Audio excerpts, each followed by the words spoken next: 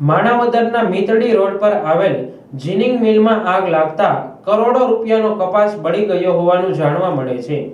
પ્રાપ્ત વિગત અનુસાર માણાવદરના મીતડી રોડ પર આવેલ વર્ધમાન જીનિંગ એન્ડ પ્રેસિંગ ફેક્ટરીમાં અચાનક આગ લાગતા 58 ટ્રક જેટલો કપાસ બળી ગયો હતો.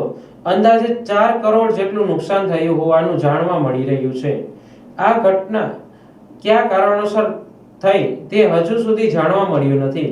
ત્યારે આગને કાબૂમાં લેવા માટે માણાવદર તથા કેશોદ ફાયર ફાઈટર ટીમ દ્વારા પ્રયાસો હાથ ધરવામાં આવ્યા છે. આગની ઘટના બનતા માણાવદર મામલતદાર એમડી શુકલ, માર્કેટિંગ યાર્ડના ચેરમેન જગદીશભાઈ મારુ, નગરપાલિકા કચેરી અધિક્ષક પરેશ જોશી, ઇન્ચાર્જ ફાયર વિભાગના મનીષ ખખ્ખર, પોલીસ કેશોદની ફાયર ટીમ સહિત જીનિંગ કાલા કપાસના વેપારીઓ સહિત ઘટના સ્થળે પહોંચીને આગને કાબૂમાં લેવા જહેમત ઉઠાવી હતી. મિલના કમ્પાઉન્ડમાં ટ્રકમાંથી કપાસ પણ ખાલી થઈ રહ્યો હતો ત્યારે આ આગ લાગતા ટ્રક પણ સળગી ઉઠ્યો હતો.